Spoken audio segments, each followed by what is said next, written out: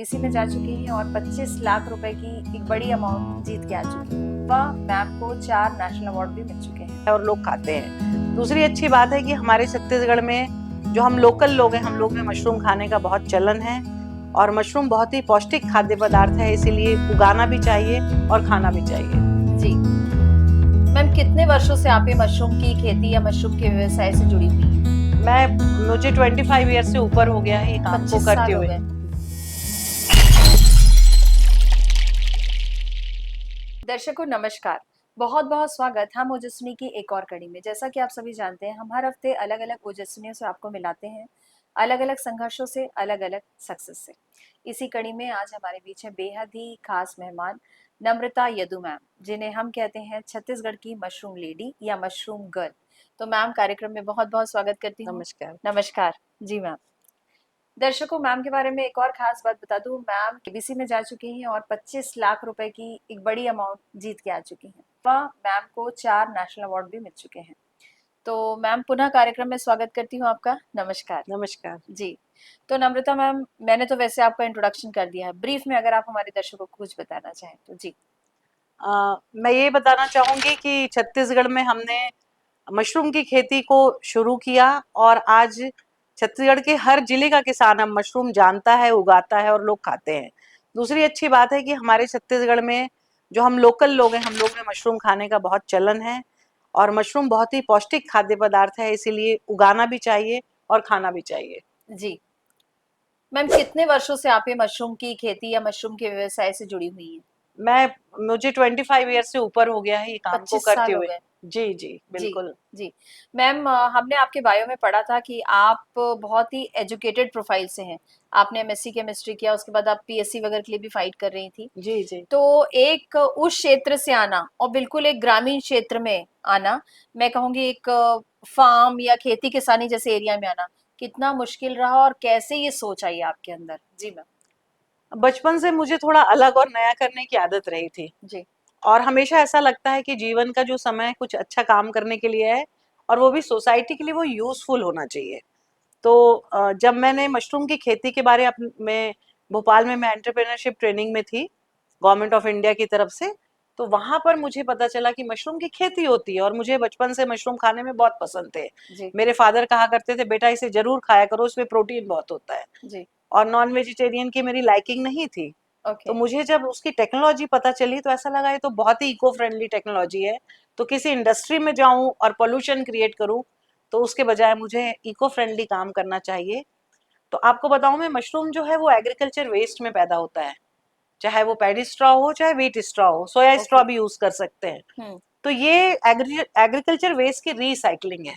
तो रीसाइक्लिंग में हम पहले मशरूम पैदा करते हैं, फिर मशरूम निकलने के बाद जो फिर से वेस्ट बचता है उससे हम वर्मी कंपोस्ट बनाते हैं।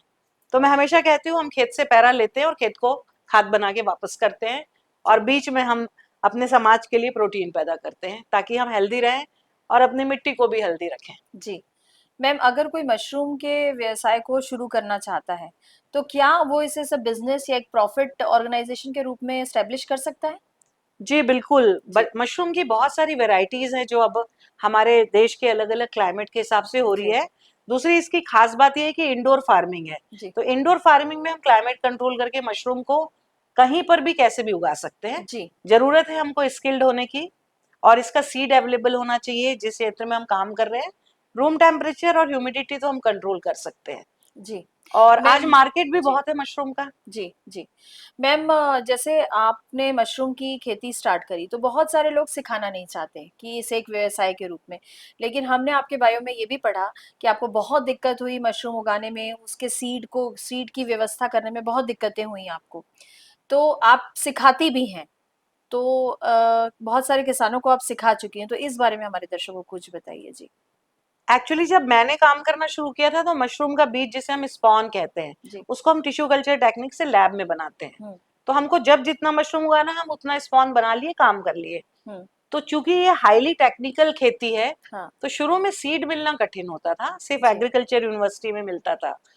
फिर इसको मैंने सीखा और यहाँ पर विज्ञान का विद्यार्थी होने का बहुत फायदा हुआ कि मैंने अपना लैब खुद सेटअप किया। जी, मैंने अपने लिए मशरूम का स्पॉन बनाना शुरू किया, पर आज हजारों किसान हमसे लेते हैं और सीखने भी आते हैं, ये अच्छी बात है। दूसरा मेरा मानना है कि इंडिया में हम अभी 2% सिटीजन्स के लिए भी मशरूम नहीं उगा पा रहे हैं। जी। तो इतना बड़ा मार्केट अभी ओपन है हमारे सामने में, तो हमें इस काम को, इस टेक्नोलॉजी को किसानों को, खासकर जो विलेज एरिया में रहते हैं, हम्म। उनके इनकम जनरेशन के लिए, और महिलाओं को विशेष रूप से, क्योंकि ये घर के अंदर की खेती है, जी। वो अपने बच्चे पालते हुए भी इस काम को कर सकती ये हैं। घर के अंदर ही मशरूम हो सकता है इंडोर फार्मिंग, मैंने आपको बताया। जी।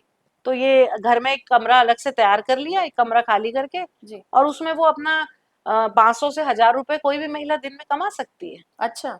और इसको फिर इसका मार्केट क्या है मैम? जैसे अगर आपने आपके बायो में हमने पढ़ा कि पहले आपके पास मार्केट नहीं था, फिर आपने बकायदा एक जॉब किया, फिर आप साइड में ये वाला बिजनेस आपने ऑन किया, तो फिर इसका मार्केट ढूंढा, मार्केटिंग भी आपने की, मतलब आप, मैं कहूंगी कि पूरी धुरी रही इसकी। मैं इसमें ये बोलूंगी कि मैंने डायरेक्ट मार्केटिंग का चुनाव किया। जी। डिजिटल वर्ल्ड, या हम कहेंगे इंटरनेट की दुनिया, तो अभी आई है कुछ सालों में, हम्म। लेकिन मैं आई बिलीव, शुरू से मैं डायरेक्ट मार्केटिंग पे बिलीव की।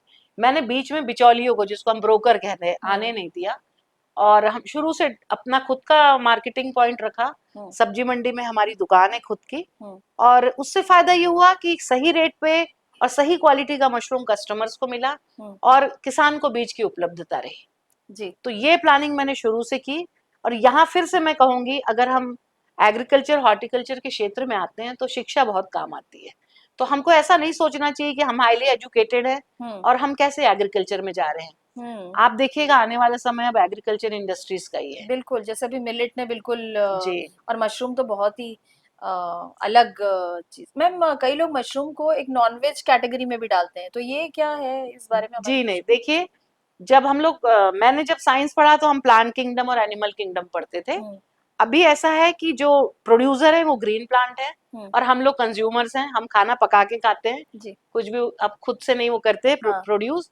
मशरूम जो आता है थर्ड कैटेगरी में है, वो फंजाई है, एडिबल और डिकम्पोजर है। ओके। तो जो एग्रीकल्चर वेस्ट को वो अपने एंजाइम से डिकम्पोज करता है, और अपना जीवन चक्र चलाने के लिए वो हमको फलन का है, अपने फ्रूटिंग बॉडी के रूप में ये मशरूम देता है। जी। ये हम मशरूम देख रहे हैं, ये मिल्की मशरूम है। ओके। देखिए ये इतना सुंदर तरीके से उगाया गया, और ये हाई टेम्परेचर लविंग है। अभी 30+ में ये कमरे के अंदर पैदा हो रहा है।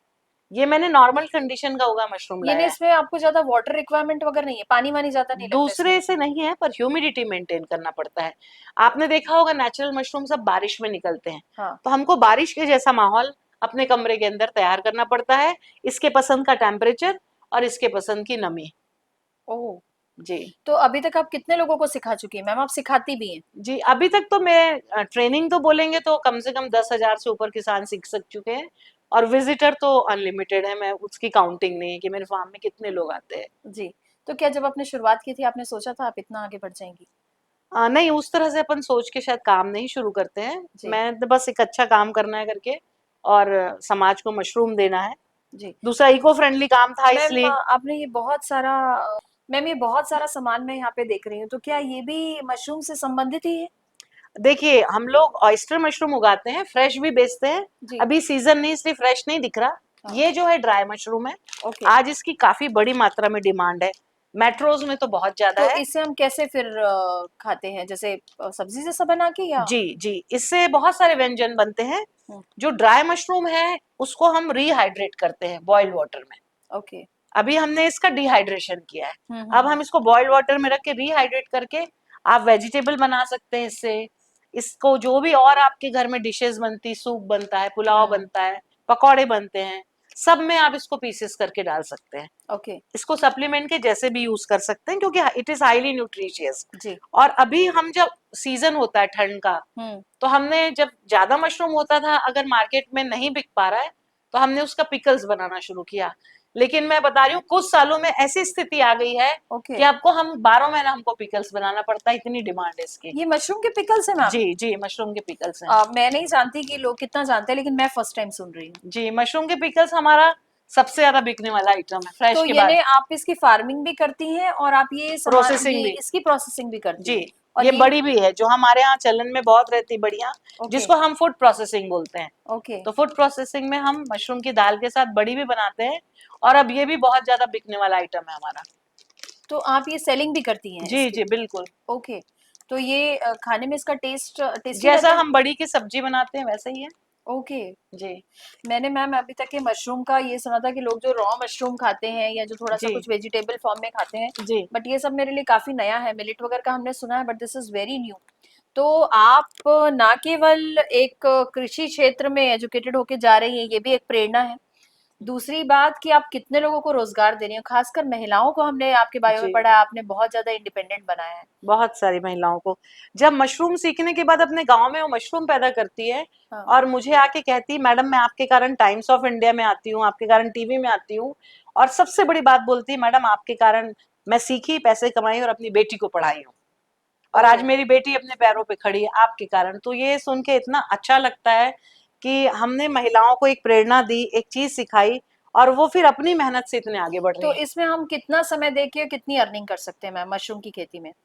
आप 2 घंटे से 3 घंटे का समय भी महिला घर में देती है अपने, अगर उसके पास कल्टीवेशन के लिए रूम है, तो ओके। आराम से वो 500 से 1000 रुपए घर में रह के कमा सकती है। ओके। और ज्यादा काम करेगी तो और ज्यादा कमा सकती है। मतलब सिर्फ एक नॉर्मल घर के रूम पे हम कर सकते हैं काम? हाँ, ये ग्रामीण क्षेत्र के लिए ज्यादा अच्छा काम है, जी। क्योंकि ग्रामीण क्षेत्र में इसका रॉ मटेरियल इजीली मिलता है, जी। और महिलाएं चूंकि कृषि काम से जुड़ी रहती है तो उनके लिए सब काम सरल होता है, जी। जगह होती है।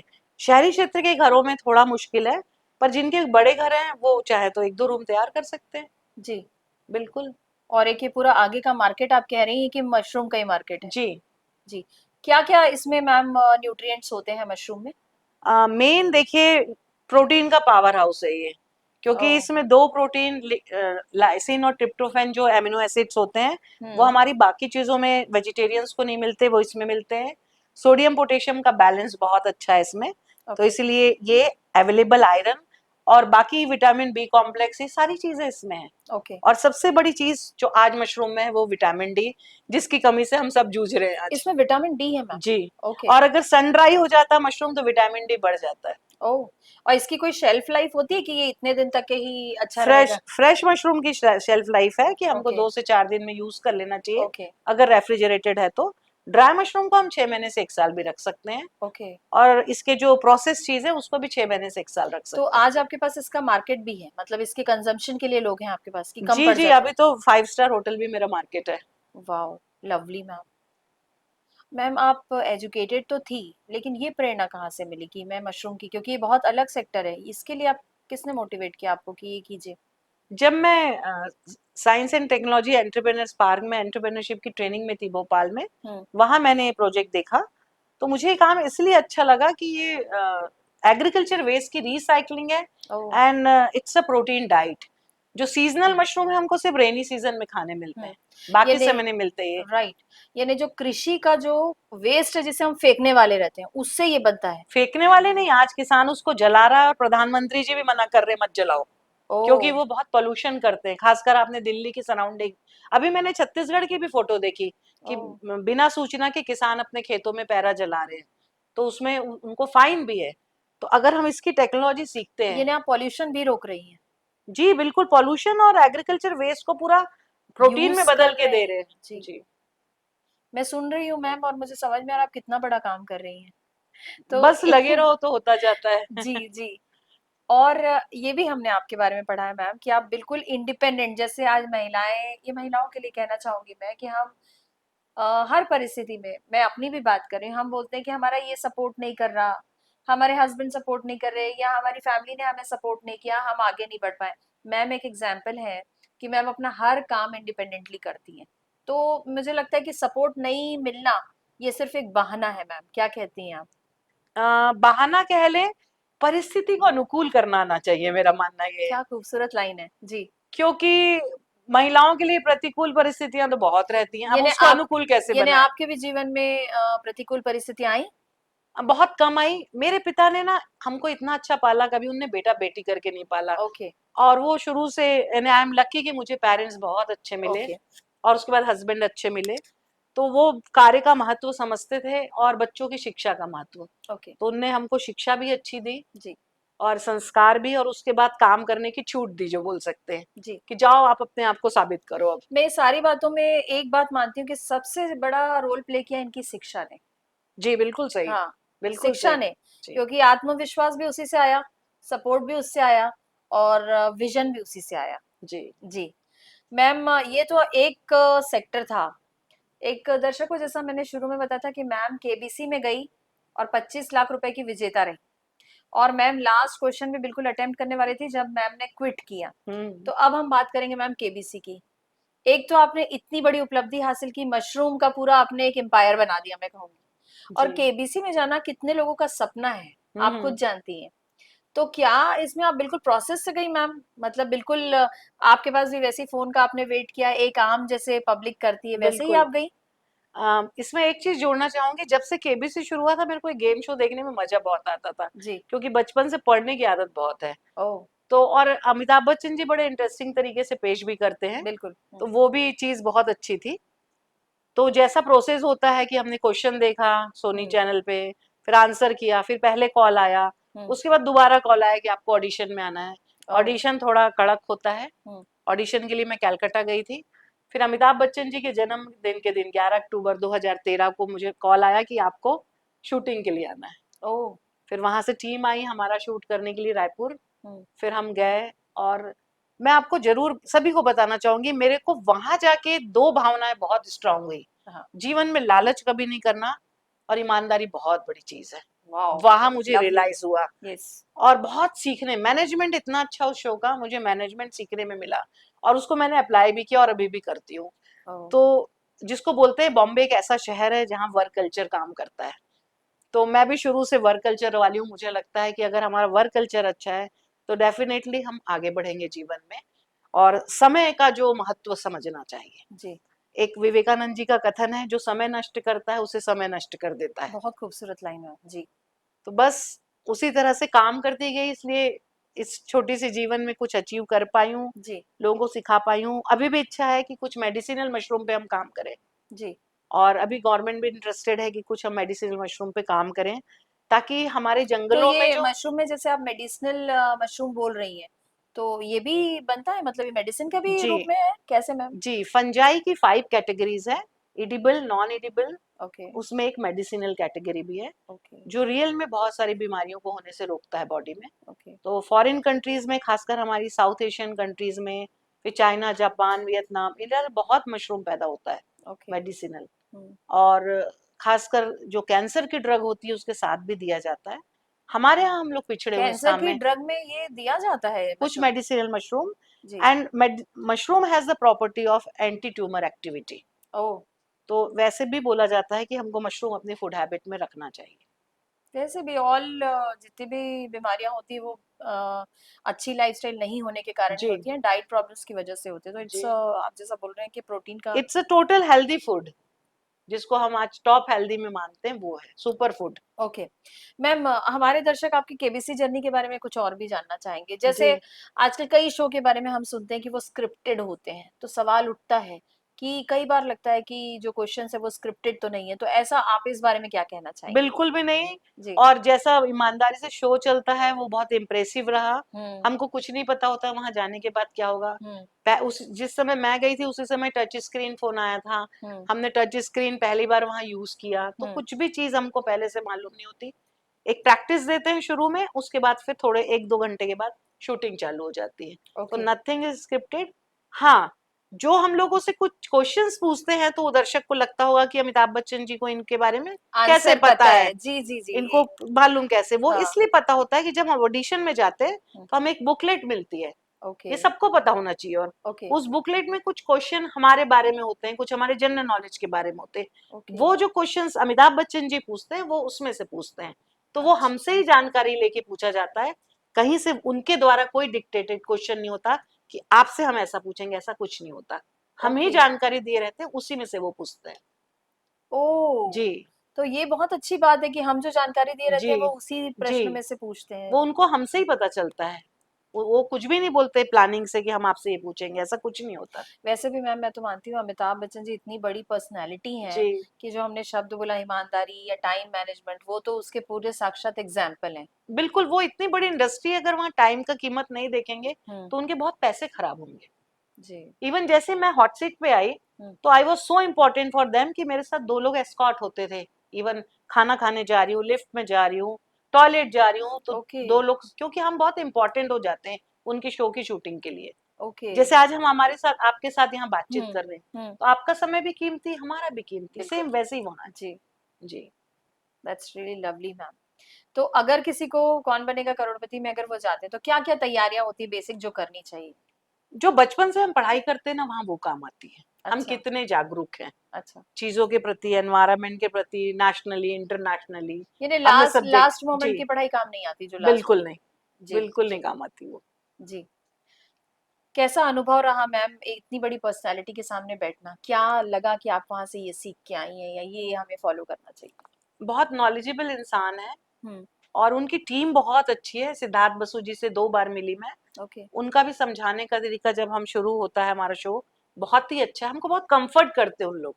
ओके। और चूंकि मैं मशरूम की खेती कर रही थी और मुझे कैमरे की आदत थी, तो मुझे शायद उतनी परेशानी नहीं हुई। जी। पर कई लोग को कैमरे के सामने परेशानी होती है, जी। अचानक इतने बड़े, इतने सारे कैमरे। तो वो लोग इतना कंफर्ट करते हैं उनकी टीम, कि आपको ऐसा लगता नहीं कि मैं अपनों के बीच में नहीं हूँ। ओह। तो बहुत अच्छी टीम है वहाँ की जो काम करती है। जी। इवन लास्ट में जो मुझे कॉम्प्लीमेंट मिला टीम से, दैट वाज मेरे लिए एक अवार्ड जैसा था, कि ma'am you played very gracefully. Oh. वो मुझे सुनने में दैट इतना अच्छा ग्रेसफुली लगा। Word is actually yes, very graceful. Yes. क्योंकि वो इतनी बड़ी हस्ती है ना, तो उनसे हम सीख भी रहे थे वहाँ, जी। कि वो कैसे शो को प्रेजेंट कर रहे हैं, मेरे को कैसे कंफर्ट कर रहे हैं, मेरे नॉलेज पे कहाँ कोई थोड़ी सी मजाक भी कर रहे हैं। एक बार उनको मेरा मेकअप पसंद नहीं आया, ओह। तो वो मेकअप मैन बुला के उनने अपने पसंद से मेरे मेकअप ठीक कराया, अमिताभ बच्चन जी ने। वाओ। ये भी एक चीज कुछ बड़ी इंटरेस्टिंग फ्रंट क्या? जी, जी। क्योंकि वो जो पर्सनालिटीज होती है ना, हाँ। उनको अच्छे से रहने का शौक होता है। जी। और मेरे एपिसोड में रणवीर सिंह भी थे, मेरे साथ बैठे हुए थे, जो एक्टर रणवीर सिंह है। ओह। तो उनसे भी कुछ सीखने समझ में आया, कि वो मेरे बाद वो खेले, तो उनसे भी काफी बातचीत हुई।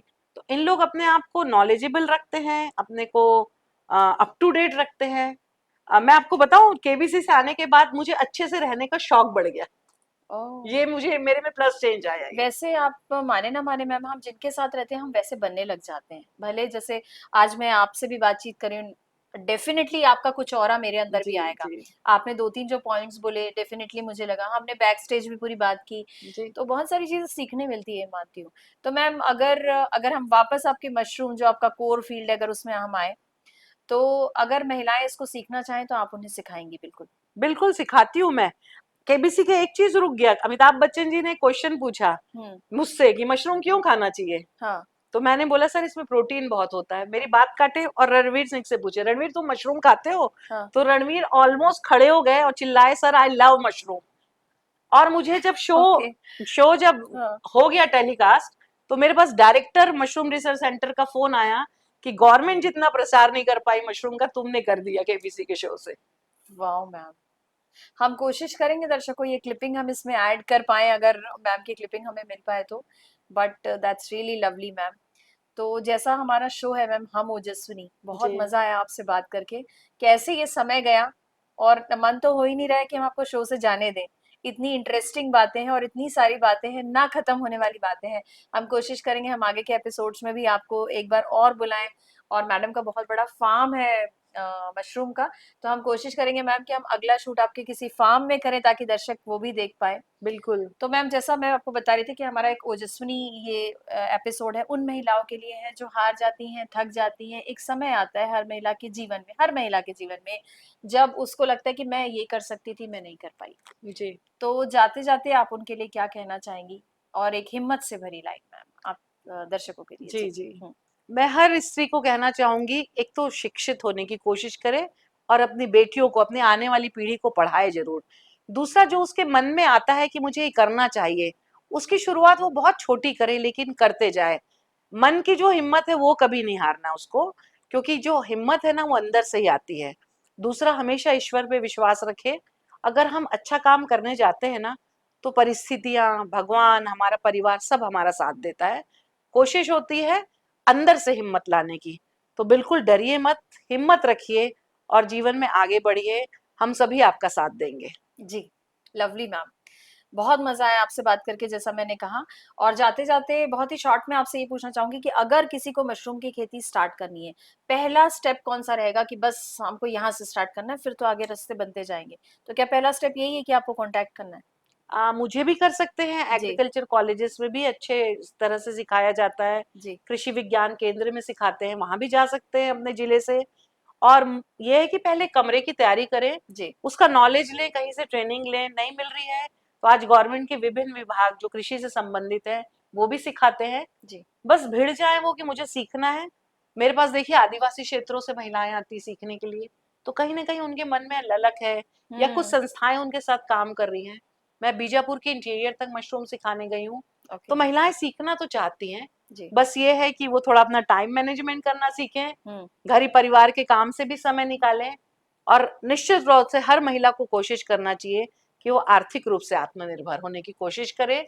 तो लवली, लवली। जरूर उसको जो कॉन्फिडेंस आता है ना, हुँ। जब आप इकोनॉमिकली स्ट्रांग होते हैं तो महिलाओं का कॉन्फिडेंस ज्यादा अच्छा होता है। मैं भी मानती हूँ मैम, अगर आप हम्म, आर्थिक रूप से सक्षम नहीं है जी, तो आप कहीं आवाज़ ही नहीं उठा पाएँगे। जी, आपकी आवाज़ दबा दी जाएगी। जी। जी।